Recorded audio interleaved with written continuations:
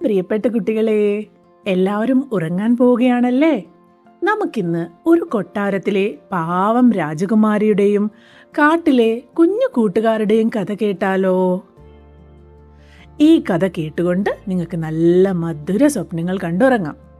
കഥയുടെ അവസാനം എത്തുമ്പോഴേക്കും എൻ്റെ മക്കള് നല്ല സുഖമായിട്ട് ഉറങ്ങിയിട്ടുണ്ടാവും.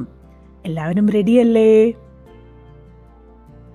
പണ്ടൊരിക്കൽ ദൂരെയുള്ള ഒരു മനോഹരമായ രാജ്യത്ത് ഒരു രാജാവും രാജ്ഞിയും ജീവിച്ചിരുന്നു. ഒരു തണുപ്പ് കാലത്ത് ജനാലയ്ക്കരികിലിരുന്ന് തയ്യൽ ജോലി ചെയ്യുകയായിരുന്ന രാജ്ഞി വിരലിൽ സൂചി കുത്തി ചോരത്തുള്ളികൾ മഞ്ഞിലേക്ക് വീഴുന്നത് കണ്ടു. അപ്പോൾ അവൾ ആഗ്രഹിച്ചു, എനിക്ക് ജനിക്കുന്ന കുഞ്ഞിന് മഞ്ഞിന്റെ അത്രയും വെളുത്ത നിറവും ചോരയുടെ അത്രയും ചുവന്ന ചുണ്ടുകളും ഉണ്ടായിരുന്നെങ്കിൽ എത്ര നന്നായേനെ. കുറച്ചു കാലം കഴിഞ്ഞപ്പോൾ രാജ്ഞിക്ക് ഒരു പെൺകുഞ്ഞുണ്ടായി.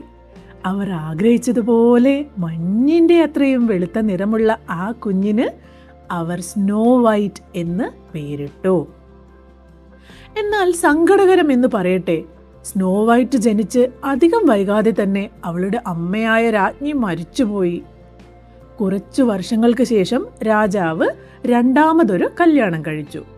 പുതിയ രാജ്ഞി കാണാൻ വളരെ സുന്ദരിയായിരുന്നു. പക്ഷേ അവൾ ഭയങ്കര അഹങ്കാരിയും അസൂയക്കാരിയുമായിരുന്നു. അവളുടെ കൈവശം ഒരു മാന്ത്രിക കണ്ണാടി ഉണ്ടായിരുന്നു. രാജ്ഞി എന്നും രാവിലെ ആ കണ്ണാടിയുടെ മുന്നിൽ ചെന്ന് ചോദിക്കുമായിരുന്നു, ചുവരിലിരിക്കും കണ്ണാടിയെ, ഈ ലോകത്തിൽ ഏറ്റവും ഭംഗിയുള്ളവളാരാണ്? അപ്പോൾ കണ്ണാടി പറയും, അത് നിങ്ങൾ തന്നെയാണ് എൻ്റെ രാജ്ഞി. ഇത് കേട്ട് രാജ്ഞി ഒത്തിരി സന്തോഷിക്കും. കാലങ്ങൾ കടന്നുപോയി.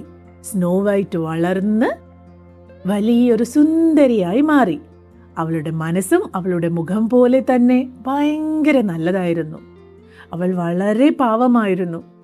ഒരു ദിവസം രാജ്ഞി പതിവ് പോലെ മാന്ത്രിക കണ്ണാടിയോട് ചോദിച്ചു, ചുവരിലിരിക്കും കണ്ണാടിയെ, ഈ ലോകത്തിൽ ഏറ്റവും ഭംഗിയുള്ളവളാരാണ്?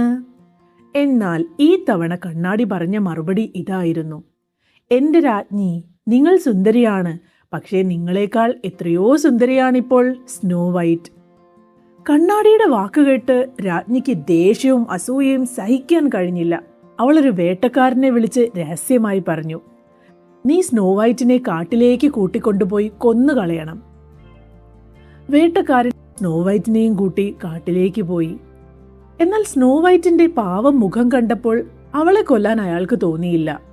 അയാൾ അവളോട് പറഞ്ഞു, കുഞ്ഞേ, രാജ്ഞി നിന്നെ കൊല്ലാൻ പറഞ്ഞിരിക്കുകയാണ്. നീ ഇനി ഒരിക്കലും കൊട്ടാരത്തിലേക്ക് തിരിച്ചു പോകരുത്. എങ്ങോട്ടെങ്കിലും ഓടി രക്ഷപ്പെട്ടുകൊള്ളുക. ഇത് കേട്ട് പേടിച്ച സ്നോ വൈറ്റ് വനത്തിലൂടെ ഒരുപാട് ദൂരം ഓടി. ഒടുവിൽ നേരം ഇരുട്ടായപ്പോൾ അവൾ കാട്ടിനുള്ളിൽ ഒരു ചെറിയ വീട് കണ്ടു. ആ വീടിന്റെ വാതിൽ തുറന്നു കിടക്കുകയായിരുന്നു. അവൾ മെല്ലെ അകത്ത് കയറി. അവിടെ എല്ലാം വളരെ ചെറുതായിരുന്നു. ഒരു ചെറിയ മേശപ്പുറത്ത് 7 ചെറിയ പ്ലേറ്റുകളിൽ ഭക്ഷണം ഇരിക്കുന്നു. ഒരു വശത്ത് 7 ചെറിയ കട്ടിലുകൾ നിരത്തിയിട്ടിരിക്കുന്നു. വിശപ്പും ക്ഷീണവും കാരണം സ്നോ വൈറ്റ് ഓരോ പ്ലേറ്റിൽ നിന്നും കുറച്ച് ഭക്ഷണം കഴിച്ച് ആ ചെറിയ കട്ടിലുകൾ ഒന്നിച്ചു ചേർത്തിട്ട് അതിൽ കിടന്നു. കുറച്ചു കഴിഞ്ഞപ്പോഴേക്കും അവൾ ഉറങ്ങിപ്പോയി. രാത്രിയായപ്പോൾ ആ വീടിന്റെ ഉടമസ്ഥർ തിരിച്ചെത്തി. മല തുരന്ന് രത്നങ്ങൾ ശേഖരിക്കുന്ന 7 കുള്ളന്മാരായിരുന്നു അവർ. വീട്ടിൽ ആരോ വന്നിട്ടുണ്ടെന്ന് അവർക്ക് മനസ്സിലായി. നോക്കുമ്പോൾ ഇതാ തങ്ങളുടെ കട്ടിലിൽ മാലാഖയെ പോലെ ഒരു പെൺകുട്ടി ഉറങ്ങുന്നു. അവർ അവളെ ഉണർത്താതെ സ്നേഹത്തോടെ നോക്കി നിന്നു. രാവിലെ ഉണർന്ന സ്നോ വൈറ്റ് കുള്ളന്മാരെ കണ്ട് ആദ്യം പേടിച്ചെങ്കിലും അവർ സ്നേഹത്തോടെ സംസാരിച്ചപ്പോൾ അവൾ തന്റെ കഥയൊക്കെ അവരോട് പറഞ്ഞു. കഥ കേട്ട് സങ്കടം തോന്നിയ കുള്ളന്മാർ പറഞ്ഞു, നീ പേടിക്കണ്ട, ഞങ്ങളുടെ കൂടെ ഇവിടെ താമസിച്ചോളൂ.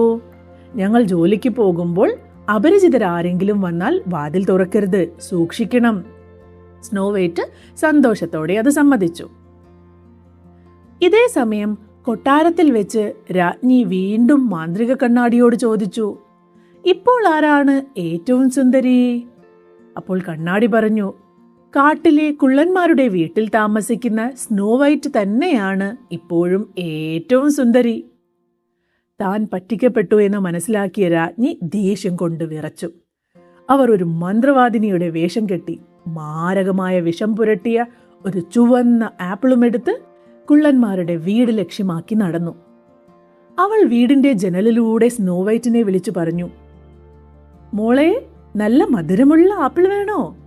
കുള്ളന്മാർ പറഞ്ഞതോർത്ത് സ്നോ വൈറ്റ് ആദ്യം വേണ്ടെന്ന് പറഞ്ഞു. എന്നാൽ രാജ്ഞി ആപ്പിൾ മുറിച്ച് ഒരു പകുതി സ്വയം കഴിച്ചു. എന്നിട്ട് ബാക്കി പകുതി സ്നോ വൈറ്റിന് നൽകുകയും ചെയ്തു. രാജ്ഞി കഴിച്ചത് കണ്ടപ്പോൾ ഇതിലൊരു പ്രശ്നവുമില്ലെന്ന് സ്നോ വൈറ്റ് കരുതി. എന്നാൽ വിഷം ആപ്പിളിന്റെ ഒരു വശത്ത് മാത്രമേ ഉണ്ടായിരുന്നുള്ളൂ.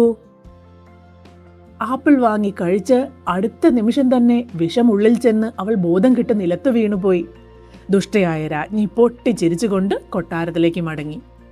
വൈകുന്നേരം കുള്ളന്മാർ തിരിച്ചെത്തിയപ്പോൾ സ്നോ വൈറ്റ് മരിച്ച പോലെ കിടക്കുന്നത് കണ്ട് അവർ പൊട്ടിക്കരഞ്ഞു. അവൾക്ക് ജീവനില്ലെങ്കിലും ഇപ്പോഴും ഒരു മാലാഖയെ പോലെ സുന്ദരിയായിരുന്നതിനാൽ അവളെ മണ്ണിലടക്കം ചെയ്യാൻ അവർക്ക് തോന്നിയില്ല. ഒരു കണ്ണാടിപ്പെട്ടി ഉണ്ടാക്കി അതിൽ അവളെ കിടത്തി കാട്ടിൽ കാവലിരുന്നു. ദിവസങ്ങൾ കഴിഞ്ഞു. ഒരു ദിവസം ആ വഴി വന്ന ഒരു സുന്ദരനായ രാജകുമാരൻ കണ്ണാടിപ്പെട്ടിയിലെ സ്നോ വൈറ്റിനെ കണ്ടു. അവളുടെ ഭംഗി കണ്ടപ്പോൾ രാജകുമാരന് അവളെ ഒത്തിരി ഇഷ്ടമായി. രാജകുമാരൻ കുള്ളന്മാരോട് അനുവാദം വാങ്ങി ആ പെട്ടി തന്റെ കൊട്ടാരത്തിലേക്ക് കൊണ്ടുപോകാൻ നോക്കി. രാജകുമാരന്റെ ഭടന്മാർ പെട്ടി ചുമലിലേറ്റിയപ്പോൾ പെട്ടെന്ന് ഒരാളുടെ കാല് കല്ലിൽ തട്ടി പെട്ടിയൊന്ന് കുലുങ്ങി. ആ കുലുക്കത്തിൽ സ്നോ വൈറ്റിന്റെ തൊണ്ടയിൽ കുടുങ്ങിക്കിടന്ന ആപ്പിളിന്റെ കഷ്ണം പുറത്തേക്ക് തെറിച്ചുപോയി.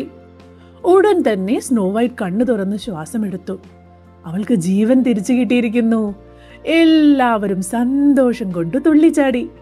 രാജകുമാരൻ സ്നോ വൈറ്റിനോട് തന്റെ കൂടെ കൊട്ടാരത്തിലേക്ക് വരാനും തന്നെ കല്യാണം കഴിക്കാനും ആവശ്യപ്പെട്ടു. സ്നോ വൈറ്റ് കുള്ളന്മാരോട് യാത്ര പറഞ്ഞ് രാജകുമാരന്റെ കൂടെ കൊട്ടാരത്തിലേക്ക് പോയി. അതിനുശേഷം അവർ രണ്ടുപേരും കല്യാണം കഴിച്ചു. കുള്ളന്മാരെയും കാട്ടിൽ നിന്ന് കൊട്ടാരത്തിലേക്ക് കൊണ്ടുവന്നു. സന്തോഷത്തോടെ ജീവിച്ചു. സ്നോ വൈറ്റിന്റെ രണ്ടാനമ്മ അവരുടെ തന്നെ ദുഷ്ട സ്വഭാവവും അസൂയയും കൊണ്ട് സ്വയം നശിച്ചുപോയി. എല്ലാവർക്കും സ്നോ വൈറ്റിന്റെ കഥ ഇഷ്ടപ്പെട്ടോ? ഇനി കണ്ണുകളടച്ച് സ്നോ വൈറ്റിന്റെ കഥയും സ്വപ്നം കണ്ട് നന്നായി ഉറങ്ങിക്കൊള്ളൂ. എല്ലാവർക്കും ശുഭരാത്രി.